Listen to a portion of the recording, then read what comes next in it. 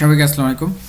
আমি আপনাদের ministry of agriculture মানে কৃষি মন্ত্রণালয় সম্পর্কে কিছু বেসিক নলেজ দেওয়ার বা ধারণা দেওয়ার চেষ্টা করব। যারা ঠিকাদারি করেন অথবা কৃষি মন্ত্রণালয় কেন্দ্রিক কোনো প্রয়োজনে যাদের দরকার আছে, অথবা একজন সাধারণ মানুষ বা নাগরিক হিসেবেও এই বেসিক ধারণাটুকু থাকাটা দরকার আছে মনে করি।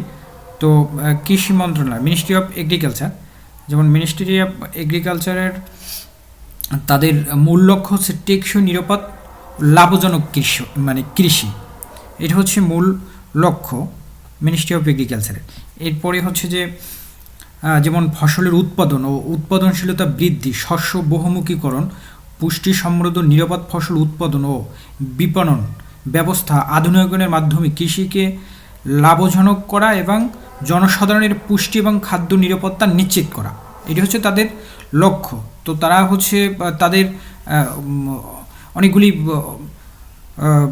অধিদপ্তর বা একটা পার্ট আছে তাদের অধীনে, মানে মন্ত্রণালয়ের অধীনে যে সেক্টরগুলি আছে যে কাজ করে, সেইগুলি আমি স্পেসিফিকভাবে ধারণা দিচ্ছি। যেমন হচ্ছে এগ্রিকালচার ইনফরমেশন সার্ভিস, এরা হচ্ছে আপনার কৃষি মন্ত্রণালয়, কৃষি সম্প্রসারণ অধিদপ্তর, বাংলাদেশ কৃষি উন্নয়ন কর্পোরেশন, বীজ প্রত্যয়ন এজেন্সি, বাংলাদেশ কৃষি গবেষণা কাউন্সিল, বাংলাদেশ কৃষি গবেষণা ইনস্টিটিউট, তুলো উন্নয়ন বোর্ড, এইসব বিষয়ে তাদের যে তথ্য বা কাজের যে প্রক্রিয়া, যে ব্যাপারগুলি আছে সেগুলি তারা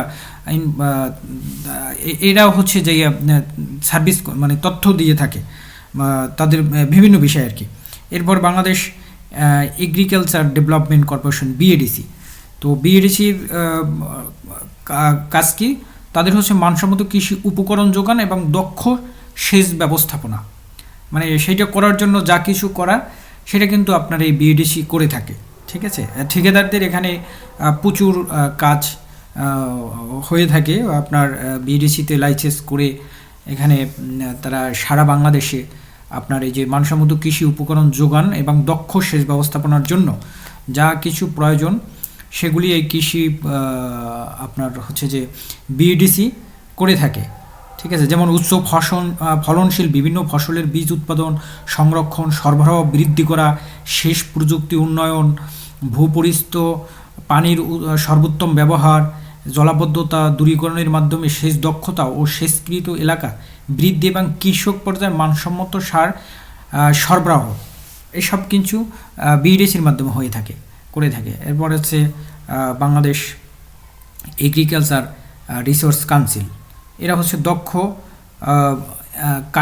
কার্যকরী এবং টেকসই কৃষি গবেষণা সিস্টেম হচ্ছে যে এদের মূল লক্ষ্য, মানে বিশেষ করে জাতীয় কৃষি গবেষণা সিস্টেম সুসংগত এবং জোরদারকরণ, পরিকল্পনা অর্থায়ন, প্রতিযোগিতামূলক গবেষণা, অনুধান, সমন্বয়ক এবং পরীক্ষণ, এই সব বিষয় হচ্ছে যে আপনার বাংলাদেশ এগ্রিকালচার রিসোর্সের কাউন্সিলের কাছে। এবার আছে বাংলাদেশ এগ্রিকালচার রিসোর্স ইনস্টিটিউট, এদের হচ্ছে যে বাংলাদেশ কৃষি গবেষণা ইনস্টিটিউটের আওতায় ফসলের উৎপাদন এবং উৎপাদনশীলতা বৃদ্ধি।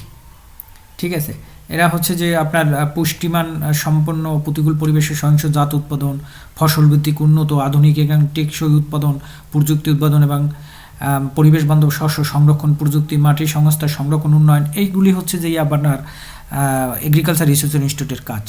এরপর আছে বাংলাদেশ ইনস্টিটিউট অফ নিউক্লিয়ার আপনার বিনা, তো এগুলোর তেমন নাই। Bangladesh institute of resource and training হচ্ছে BIRTN। এরপর আছে Bangladesh jute resource institute, Bangladesh rice resource institute, Bangladesh sugar research institute, Bangladesh BWMRIG। এরপর আছে Bangladesh multipurpose development authority, BMDA, cotton development board, department of agriculture extension, DAE মানে কৃষি সম্প্রসারণ অধিদপ্তর। এই কৃষি সম্প্রসারণ অধিদপ্তরের মাধ্যমেই তারা সারা বাংলাদেশে আপনার যে তাদের যে জেলা বিভাগীয় অফিস, জেলা অফিসের মাধ্যমে তারা হচ্ছে বিভিন্ন রকমের তাদের কাজগুলি করে থাকে। এরপর ডিপার্টমেন্ট অফ এগ্রিকালচার মার্কেটিং মানে কৃষি বিপণন, কৃষি গবেষণা foundation, ministry of agriculture, national agriculture training academy, নেটে। এ- এই হচ্ছে গিয়ে আপনার কৃষি মন্ত্রণালয়ের আওতাধীন আপনার বিভিন্ন তাদের দপ্তর এবং কাজের যে পার্ট পার্ট করা আলাদা আলাদাভাবে আর কি। তো আমি ভিডিওতে অনেকটা আপনার হচ্ছে ডিসক্রিপশনে অনেক কিছু দিয়ে রাখবো, ভিডিওতে সব কিছু বিস্তৃত বলা যাচ্ছে না। আপনার হচ্ছে যদি ডিসক্রিপশন দেখে আপনারা অনেকটা দেখে জানতে পারবেন বা বুঝতে পারবেন। তো আজকের এতটুকুই, আরেক সময় অন্য মন্ত্রণালয় নিয়ে আলোচনা করব। ততক্ষণে সবাই ভালো থাকবেন, সুস্থ থাকবেন। আল্লাহ হাফেজ।